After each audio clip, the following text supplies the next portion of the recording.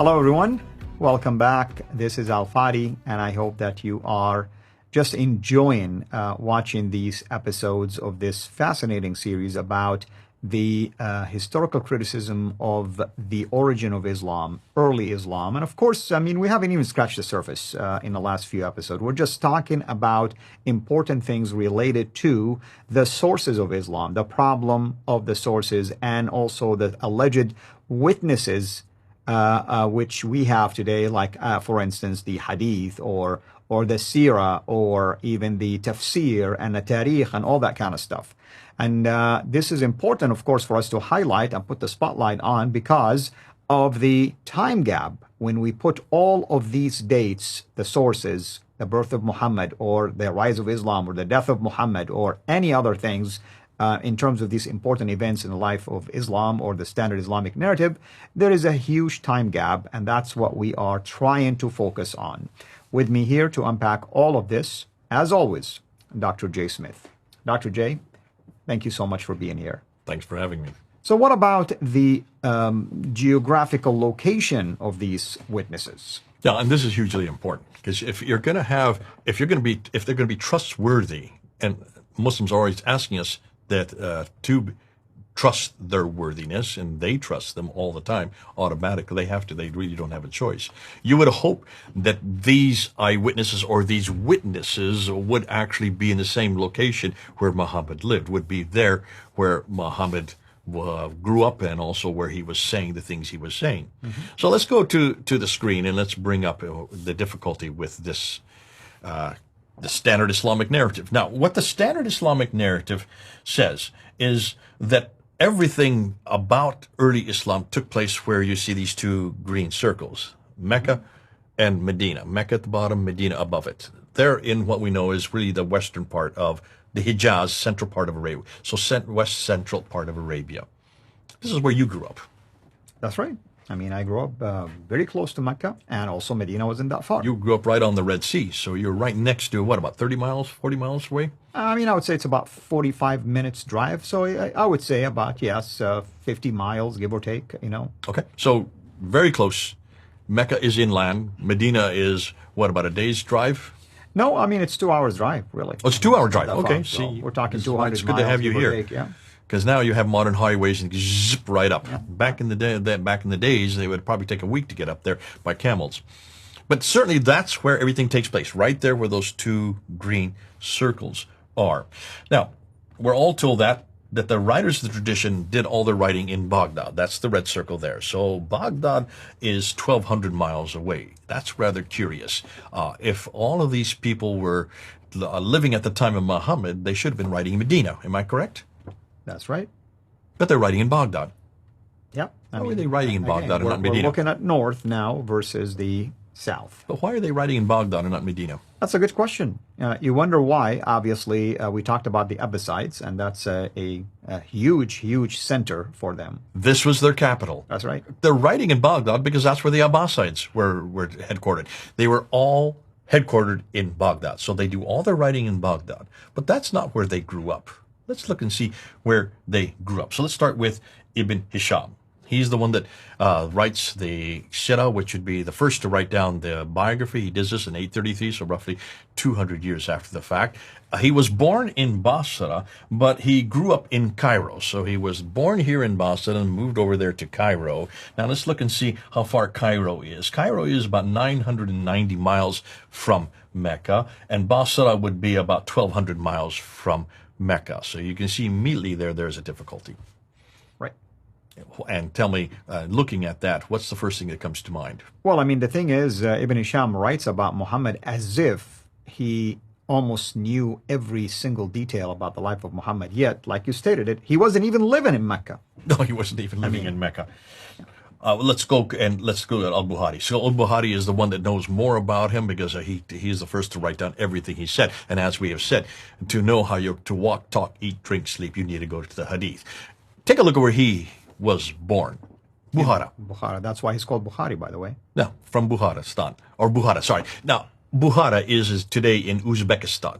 Mm-hmm. Uzbekistan is a good 2,600 miles away from Mecca. So there's no way in the world that he was living or grew up in where Muhammad was living or grew up, right? That is true. And all he did is he collected sayings about him. At least that's what he stated. That was the purpose of his writing, to collect as many sayings about Muhammad as possible, resulting in about 600 plus thousand. 600,000 that he was given. Eliminated most of them for fabrication. 7,397, which is only 2%. That's right. He threw out 98% and only retained 2%. And yet look where he lived, way up here in Bukhara. He did all his work in Baghdad. So that should question as to how could he know what really Muhammad said if he never lived down there, if he never knew him. But we're going to get to that. Let's just use one more person. I want to bring up Al-Tabari here, and Al-Tabari is the one that's credited with the introduction of the Tafsir and the Tarikh. He was born in Tabaristan. Tabaristan is 1,700 miles away from Mecca. Mm-hmm. Tabaristan is what is today Iran. That would be in modern-day Iran. Basra would be modern-day Iraq, so would Baghdad, and Cairo would be modern-day Egypt. Bukhara would be modern-day Uzbekistan. These are much, much, much, much further north, are they not?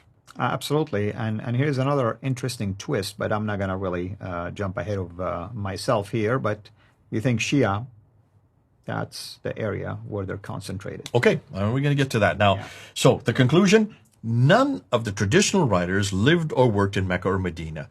They were too far to the north of Mecca and came from the west and the eastern part of Baghdad. Getting back to your point, let's look at the second one. All of these northern areas are where the Abbasids originated from. This is all Abbasid territory. Mm-hmm. Okay? Mm-hmm. All Abbasid. And that's why I put Abbasid there on that first timeline at the very beginning of the episodes. We wanted to put that there because everything we know about this character named Muhammad, about what he did, what he said, does not come from that area. It all comes from where the Abbasids. So this is an Abbasid narrative. Let's look I want to look at one other graph. Let's take a look at this map here. This is the problem with the northern hegemony. I'm just going to show you everything we have assumed, again, happens in Mecca, Medina. That's what the standard Islamic narrative. But take a look at this. Watch and see what I'm going to do now.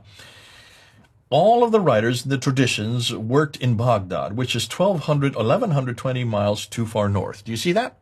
That gives you, it solidifies what we're talking about, that northern hegemony. Notice that. All of these northern areas are where the Abbasids originated from and dominated. So that's all Abbasid territory. The Abbasids come to power in 750. All their writings are written in 833, 870, 923. So we're talking about 70 to, if they come to power in 750 and Bukhari is writing in 870, that's 120 years later, and Al-Tabari would be another 30 years after that. So, furthermore, take a look at this timeline down here. I'm putting these two together now. All the writers of the traditions worked in the 9th and 10th century. So, conclusion, they all wrote their material hundreds of miles too far away up here, mm-hmm. and hundreds of years too late. Hundreds of miles away and hundreds of years too late. Right. Tell me why that's a problem.